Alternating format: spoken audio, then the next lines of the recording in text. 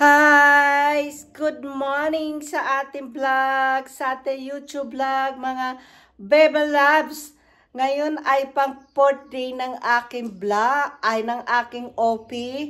So, ayan guys, nakikita nyo medyo magapa din ng aking pisngi. Pero hindi na totally siya kagaya nung una na maga-maga. So, pang 4th day ko na siya ngayon. So, ayun ang aking pusa. Alam nyo guys, vlog ako ng vlog kanina pa, hindi pala naka-record. Hindi pala naka-record siya. Kaya sabi ko, oh, in-stop ko na siya ba? Hindi pala naka-record. So, ayan ngayon. Ngayon guys, alam nyo, nagkaroon ako ng allergy doon sa antibiotic. Imagine pang 4th day ko na ngayon. So, kagabi, yung kagabi, yung tiyan ko guys, kulo ng kulo. Sabi ko, ano ba nakain ko? Bakit yung tiyan ko kulo ng kulo siya? Tapos, madaling araw, hanggang magdamag, kulo siya ng kulo. Tapos, madaling araw, gusto ko magpupo, tinatamad akong tumayo. So, ngayon, ayan, nagpupo tuloy ako sa bed, guys. Ayan, ngayon, nagtanggal ako ng ng bedsheet. Ngayon, ayan. So, kasi nilaban ko siya. So, ngayon ako guys, naglalaban na. Ayan. Ko, nakita nyo? Maandar ang aking washing machine. Para malaban ko yung aking napupuan na bedsheet. Ngayon guys, dahil ako'y nagugulutot ako ng itlog. So, ang dalawang itlog ang aking breakfast guys. Kasi kailangan bago ako uminom ng antibiotic, ay kailangan muna akong kumain. So, kailangan kumain muna guys kasi ang tapang ng antibiotic na binigay sa akin ng doktor, imagine, ang binigay niya sa akin na antibiotic is 600 milligrams. Kaya ayan ang tapang. So, kailangan pag uminom tayo ng antibiotic, may laman yung tiyan natin. So, ayan guys. Dito ko na rin siya. Gagawa tayo ng egg. Egg ng pang scramble.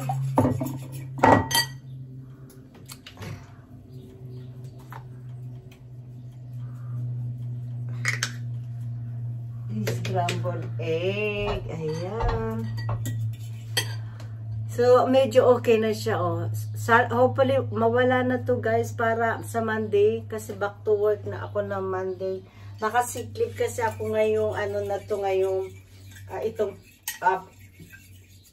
4 days ako nakasiklip. So, tama na yun na magsiklip-siklip ako ng 4 days.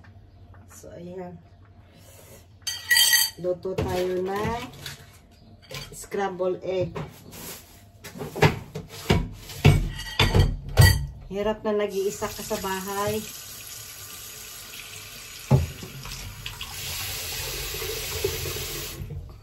So,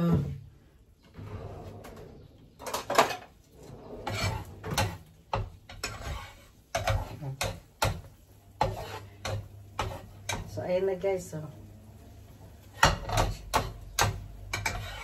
Alam niyo, gusto ko na to itapon to kawali na to. Kasi like I said, ayaw ko talaga ng may mga tepan. Kaso nangihinayang ako kasi hindi pa sira siya. Tsaka walang pera ang inyong lola. So, patayin ang ating itlog.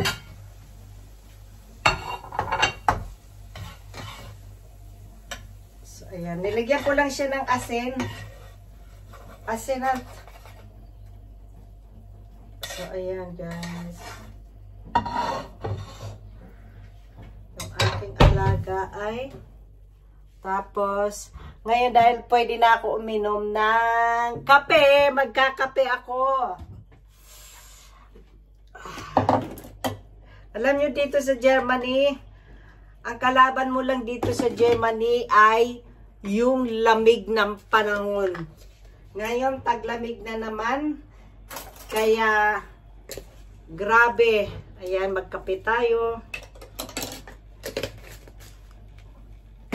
Taglamig na naman siya, guys. Winter na naman. Ngayon, katapusan ng October, magpapalit na naman ng oras ang Europe. So, ayan ang ating kape. Asan na yung alaga ko?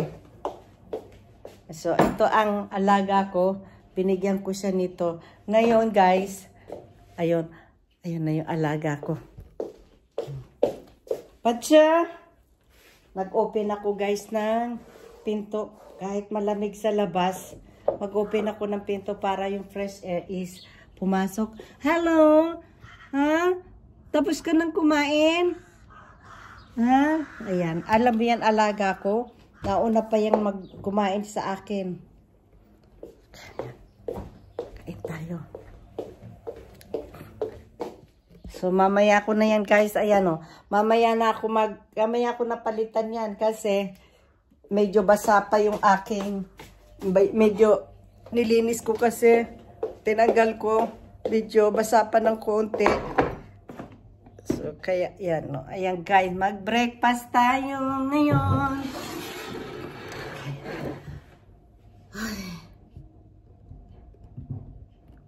So, mag-breakfast muna ako, guys.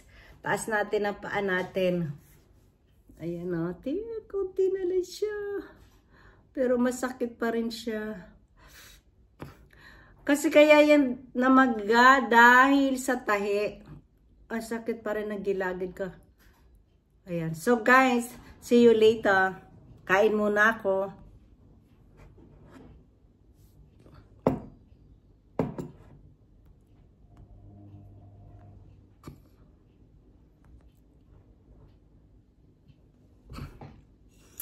So, guys, ayaw akong patigilin nitong camera ko na mag-vlog.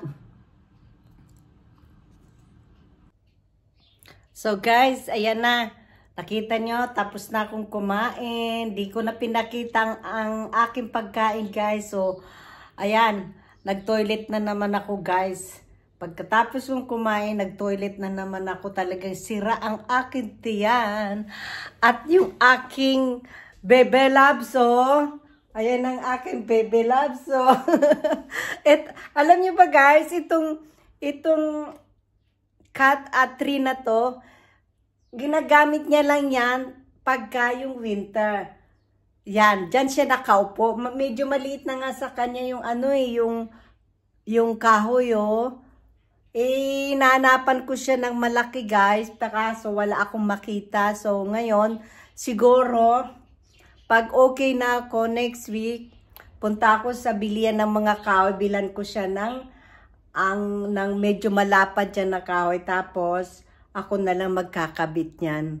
Kasi alam niyo ba, guys, ang mahal nito, oh, iyan lang, ito ang mahal niya, 95 euro ang bili ko dyan.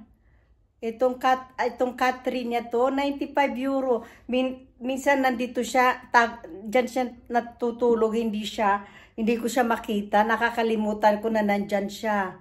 No, ayan, oh. Dyan. Yan, pagka yan sumampa na yan dyan, it means sa kanya ay taglamig na kasi ito ang heater. Yeah. But kan problem, mama. Gusto niya na matulog. So, say bye-bye, Pachi. Bye-bye. Ayaw niya talaga ng camera. Yan ang pusang ayaw ng camera. So, ngayon, guys, tapos na akong kumain.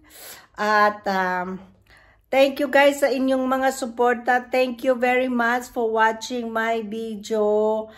And, hopefully, guys, kahit nandito lang ako sa bahay, medyo nag-i-enjoy kayo. At, ina-update ko ang buhay ng mga nasa ibang bansa, kung gaano kahirap. Kaya, uulitin ko, yung mga pamilya dyan sa Pilipinas, huwag nyo isipin na masarap ang buhay ng mga kamag-anak nyo pag nasa abroad. Napakahirap. Kagaya ngayon, pag naoperahan kayo, wala kayong kadamay sa buhay nyo, wala kayong mautusan. Lahat yan guys, naranasan ko na. Naoperahan na ako dito ng stone blade, naoperahan na ako dito ng 2 kamay ko ng carpal tunnel. So lahat yan, napagdaanan ko na lahat yan, kaya alam ko ang hirap. Kaya kayo, yung isang kumusta nyo lang, yung isa lang na pangungumusta nyo sa kamag-anak nyo sa ibang bansa, napakaliking bagay na yun para magpasaya sa kanila. Kaya guys, huwag nyo kalimutan na mangumusta kayo sa mga kamag-anak nyo. Huwag naman yung may message lang kayo, mangungumusta lang kayo pag kayo may mga kailangan.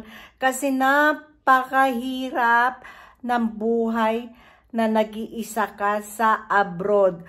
Kahit sabihin mo may mga kaibigan ka dito na hindi nyo kalahi, pero hindi nila kayo matutulungan. Kasi dito, lalo na dito sa Germany, ang mga tao dito, puro mga independent.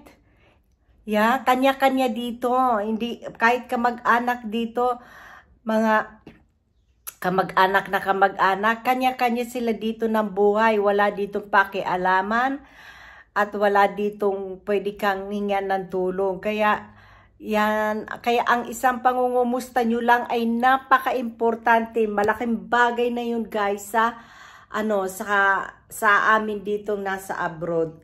Okay, so ayan, sana mawala ng aking maga para bumalik na ang alindog ng inyong lola.